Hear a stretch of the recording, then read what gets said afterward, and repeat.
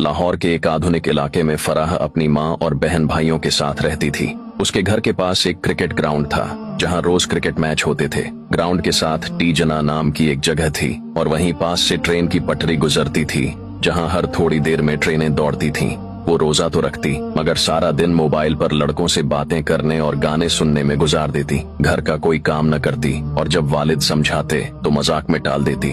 रोजा रखना ही बहुत बड़ा काम है, बाकी सब फजुल है। उसकी माँ भी ऐसी ही थी, दौलत को सबसे ज्यादा अहमियत देने वाली, शौहर और नेक बेटे को दबाने वाली और बेटियों को आजाद छोड़ने वाली। फराह की बहन भी उसी की तरह थी। इन दोनों को न रोजे की कदर थी न इबादत की, मगर जब घर वाले देखते तो फराह इबादत का झूठा ड्रामा करने लगती। तस्बीह हाथ में लेकर बैठ जाती ताकि सब यही समझें कि वो नेक है। फराह का बाप एक मेहनती मजदूर था जो सुबह काम पर चला जाता और रात को थका हारा घर लौटता, मगर जब वो आता तो बीवी उसके साथ नौकरों जैसा सलूक करती। वो खाने के लिए कहता तो वो तंजियां कहती, इतनी मेहनत करते हो फिर भी शिकायतें करते हो, खुद जाकर खा लो। जब वो अपनी मेहनत की कमाई घर लाता तो बीवी जबरदस्ती उसके हाथ से पैसे छीन लेती और पूछती, पूरे पैसे कहाँ हैं? एक एक रुपए का हिसाब दो। अगर शौहर कुछ पैसे अपनी जरूरतों के लिए रख लेता तो वो चीखने लगती, ये पैसे मेरे हैं, तुम्हें अपनी कमाई रखने का कोई हक नहीं। दो भाई, एक माँ का गुलाम, दूसरा बाप की तरह मेहनती फराह के दो भाई थे।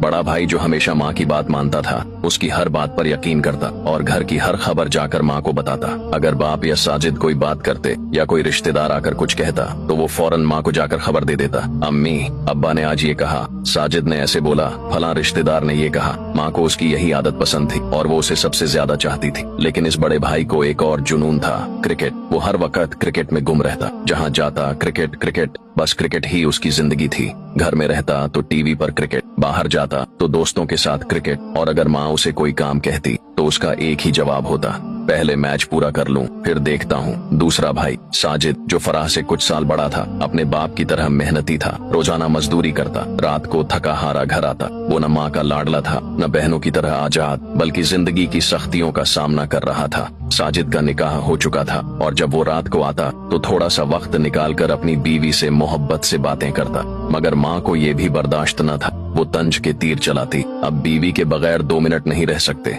माँ के लिए वक्त नहीं बचा, बस बीवी ही सब कुछ बन गई। तू भी अपने बाप की तरह बीवी का गुलाम बन गया। रमजान की खूबसूरत रात, फराह पर अल्लाह का अजाब। एक रात जब सब लोग तरावीह पढ़ रहे थे, फराह और उसकी बहन मोबाइल में मग्न थीं। अचानक फराह का जिस्म कांपने लगा, आंखों के आगे अंधेरा छा गया और वो जमीन पर गिर पड़ी। बहन खौफजदा हो गई। वो फराह के करीब आई और उसकी बेहोशी में सवाल करने लगी, फराह तुम्हें क्या हो गया? ये सब क्यों हो रहा है? कहीं तुम्हें अल्लाह के अजाब ने तो नहीं पकड़ लिया? मगर फराह कुछ न बोल सकी, उसकी जबान बंद हो चुकी थी। फराह को फौरन अस्पताल ले जाया गया। डॉक्टर ने कहा इसका इलाज मुमकिन है मगर काफी पैसे लगेंगे। माँ के चेहरे का रंग बदल गया। वो जो सारी दौलत जमा करने में लगी रहती थी, आज जब बेटी की जिंदगी बचाने का वक्त आया तो वो कहने लगी, इतने पैसे मेरे पास नहीं है, मैं ये खर्च नहीं कर सकती। बड़ा भाई भी माँ की तरह ही था, वो भी खामोश खड़ा रहा। मगर साजिद आगे बढ़ा, उसने अपनी सारी जमा पूंजी निकाली और फराह के इलाज के लिए दे दी। अल्लाह ने रहम किया और इलाज के बाद फराह ठीक हो गई। आंख खुलते ही उसकी आंखों से आंसू जारी हो गए। वो रोती हुई साजिद के गले लग गई